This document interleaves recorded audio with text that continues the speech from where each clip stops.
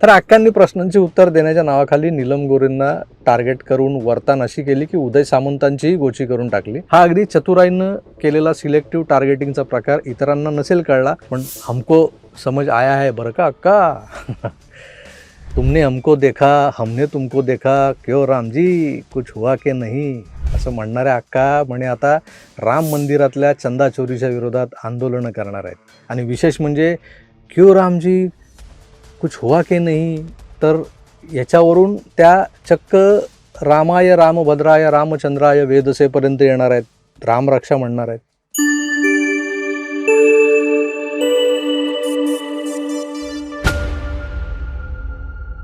शीर्षकावरूनच तुमच्या लक्षात आलेलं असेल की आजचा विषय हा दोन बायका आणि फजिती ऐका या सदराखाली मोडणारा असणार आहे. इथं आपण एखाद्या पुरुषानं दोन बायका केल्यात त्याबद्दल बोलणार आहोत का, तर तसंच अगदी काही नाही आहे. पण पूर्वी एकाच सेनेत असलेल्या दोन महिला नेत्या ज्या सातत्यानं महिला सक्षमीकरणाचा नारा बुलंद करत असतात, त्या दोन बायकांमधला सुप्त संघर्ष जो त्या दोघेही वरवर दाखवू इच्छित नाही आहेत, पण हा संघर्ष डे 1 पासून सुरू झालेला आहे, हे देखील त्या नाकारू शकत नाही आहेत. कोण आहेत या महिला नेत्या? तर त्यातल्या एक शिवसेनेच्या नीलमताई गोरे आणि दुसऱ्या आहेत उबाटा गटाच्या आपल्या सुषमाताई अक्का, म्हणजे सुषमा अक्का अंधारे. अक्कांनी कधीकाळी आपल्यातला विद्रोही बाणा पाजळताना बामसेफी तोऱ्यात क्यों रामजी कुछ हुआ के नहीं असा सवाल विचारला होता. आणि असा सवाल विचारत थेट प्रभू श्रीरामाच्या चारित्र्यावरच प्रश्नचिन्ह लावलं होतं.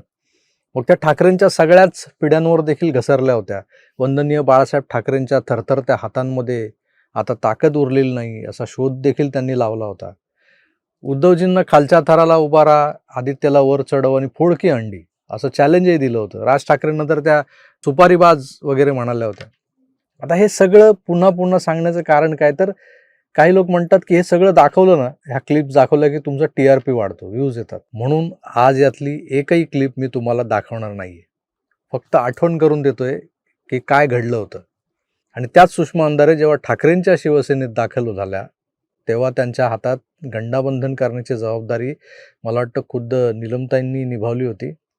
अनेकांना वाटत होतं की नीलम गोरे यांना सुषमा अक्कांच्या रूपानं सेनेत नवा प्रतिस्पर्धी आला होता. या दोन बायकांमधली स्पर्धा तीव्र झाली आणि नीलम गोरे बाहेर पडल्या. पण माझं अवलोकन असं आहे की नीलम गोरेंचा पिंड वेगळा आहे, त्यांची बौद्धिक आणि सामाजिक जडणघडण वेगळी आहे. भलेही सुषमा अक्का त्यांना स्त्री आधार केंद्राच्या स्वयंघोषित संचालिका वगैरे म्हणत असतील, पण त्यांनी महिलांच्या प्रश्नावर वेळोवेळी उठवलेला आवाज म्हणा किंवा अगदी कोपर्डीतल्या घटनेपासून ते आत्ताच्या विनायक राऊतांच्या सुनेच्या प्रकरणापर्यंत त्यांच्या भूमिका या निसंदिग्धच होत्या. पण काल मुंबईत वाल्या पत्रकारांनी सुषमा अक्कांना बोलतं केलं आणि एक चांगला मुद्दा उपस्थित केला की खरातबाबाच्या केसमध्ये दमानियांच्या तोडीस तोड सुषमा अक्का या दररोज एक एक खुलासे करत होत्या. अनामिकेचं रक्त अर्पण करून अघोरी पूजा मांडणाऱ्या राजकारण्यांचे कथित फोटोज, बोटाला बँडेज असलेले, ते दाखवले जात होते. रुपाली चाकणकरांपासून दीपक केसरकरांच्या CDRचं कथन वाचन सगळं सुरू होतं. भाजपचे कोण कोण नेते या बाबाच्या दर्शनाला गेले होते, कोणाकडे हा बाबा आला होता, कोणत्या मंत्र्यांच्या PAंनी त्या बाबाला कॉल केले होते, किती वेळा केले होते, किती तास, किती मिनटं. पण आता विनायक राऊतांच्या सुनेच्या तथाकथित छळ प्रकरणात अघोरी बाबांच्या अंगाऱ्या दुपाऱ्यांचाही एक अँगल समोर आला आहे. अंधश्रद्धा प्रतिबंधक कायद्यानुसार गुन्हा दाखल झाला त्यांच्यावर. त्या 2 हाजी आणि काजी बाबाला अटकही झाली आहे.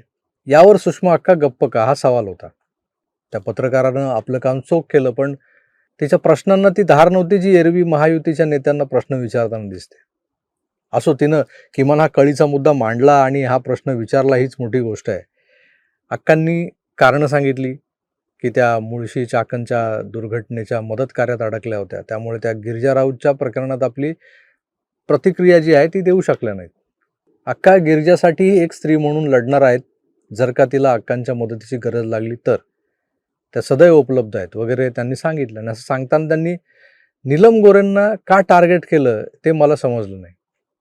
एका टप्प्यावर त्या स्वतःच बोलल्यात की नीलमताईंनी काय माझा बांध कोरलेला नाही, त्यांचा आणि माझा काही परंपरागत वाद नाही, त्यांचा माझा काही राजकीय संघर्ष नाही, आमचा मतदारसंघ एक नाही आहे वगैरे वगैरे. तरी त्या सिलेक्टिव्हली विषय हाताळतात. खरात बाबाच्या मॅटरमध्ये नीलम गोरे गप्प होत्या, कारण सगळे महायुतीचेच लोक त्यात अडकलेले होते. आम्ही सर्वपक्षीय महिला राज्यपालांना भेटायला गेलो, पण त्या आल्या नव्हत्या. खरं तर सुषमा अंधारे यांचा प्रांत हा राजकारण नव्हता अगदी 4 वर्षांआधीपर्यंत. त्या फक्त व्याख्यानं द्यायच्या, आय बसली स्टाईलवाल्या. आणि ही स्टाईल म्हणजे त्यांचं स्त्रीमुक्तीचं प्रतीक होतं. त्या आडून हिंदू धर्माची नालस्ती करणं हा काय त्यांचा अजेंडा नव्हता तसं बघायला गेलं तर. ती स्टाईल होती म्हणा. आता नीलम गोरे या सिलेक्टिव्ह आहेत आणि सुषमा अंधारे कुठल्याही विषयाला नाही म्हणत नाहीत. पण तरीही हा संघर्ष 2 बायकांमधला आहे असं का? तर सुषमा अंधारेंनी विनायक राऊत प्रकरणावर कसं बोललं पाहिजे, याचा वस्तुपाठ कसा असावा, यासाठी नाव कोणाचं घेतलं? तर ते राज्याचे उद्योगमंत्री उदय सामंत. उदय सामंत हे कोकणातले फार मोठं प्रस्थ आहे. उदय भाऊंना या संबंधाने विचारलं होतं, म्हणजे सारासार विवेक काय असतो तो. आणि उदय भाऊंनी स्पष्टपणे सांगितलं की हे अतिशय कौटुंबिक गोष्ट आहे, न्यायालयीन प्रक्रिया चालू आहे आणि त्यावर बोलणं माझ्या संस्कारात बसत नाही. म्हणे सामंतांना पत्रकारांनी प्रश्न विचारला तर त्यांनी सांगितलं की तो विषय राऊतांच्या घरातला आहे, त्यांचा वैयक्तिक विषय आहे, त्यामुळे त्यावर आपण कुठलंही भाष्य करणं योग्य ठरणार नाही. निश्चितच हा विषय राऊतांचा खाजगी आहे, पण जेव्हा त्यांच्यावर पोलीस तक्रार होते तेव्हा तो सार्वजनिकच होतो. त्यांची सून मीडियासमोर येऊन आरोप करते तेव्हा तो सार्वजनिकच होतो. आणि उदय सामंतांचंच नाव का घेताय सुषमा अक्का? तर उदय सामंत यावर जी काही प्रतिक्रिया देणार ती सावधच प्रतिक्रिया देणार हे जगजाहीर आहे. कारण त्यांचीही 2-2 लग्न झालेली आहेत, त्यांच्याही 2-2 बायका आहेत. अक्का फार हुशार आहेत. उदय भाऊ जे बोलले ते अतिशय समर्पक होतं, अशी तारीफ करून त्यांनी त्यांच्या विधानामागे एक अपरिहार्यता लपलेली आहे हे मुद्दाम उकरून काढलंय. उदय सामंत काय म्हणून आक्रमक प्रतिक्रिया देतील विनायक राऊतांवर? काय बोलतील 2-2 बायकांवर? त्यांचेच हात दगडाखाली आहेत. विनायक राऊतांच्या 2 बायका आहेत हा खरंच त्यांचा खाजगी प्रश्न आहे. लोकांना एक नाही सांभाळत आहेत, हे लोक 2-2 सांभाळतात. आणि त्या ज्या बायका आहेत, मायमाऊली आहेत, कुठलाही सवता सुभा न मांडता आपापला संसार एकाच्याच नावानं कुंकू लावून नेटानं करतात, तर त्यात आपल्या बापाचं काय जातंय? आपण कोण त्यावर आक्षेप घेणार आहे? आपण तर चकार शब्दही काढू नये. पण अक्का किती चतुर आहेत बघा. आणि या चतुर असण्याचं हे द्योतक आहे की आजकाल त्या एका बदललेल्या टोनमध्ये अतिशय शांतपणे प्रगल्भ असा एक आविर्भाव चेहऱ्यावर आणत अतिशय शुद्ध आणि नेटक्या मराठीत त्या उत्तर देत असतात. नीलम गोरेंशी आपलं काहीही वाकडं नाही, वैर नाही म्हणत अक्का सातत्यानं नीलमताईंनाच टार्गेट करत होत्या त्या अख्ख्या मुलाखतीत. नीलमताई सिलेक्टिव्ह आहेत हे दर्शवत होत्या. पण सुषमा अक्कांनी राऊतांच्या विषयी काय बोलावं आणि काय बोलू नये यासाठी आपल्या विरोधकांमधल्याच एका नेत्याला उदय सामंतांनाच का निवडलं बरं?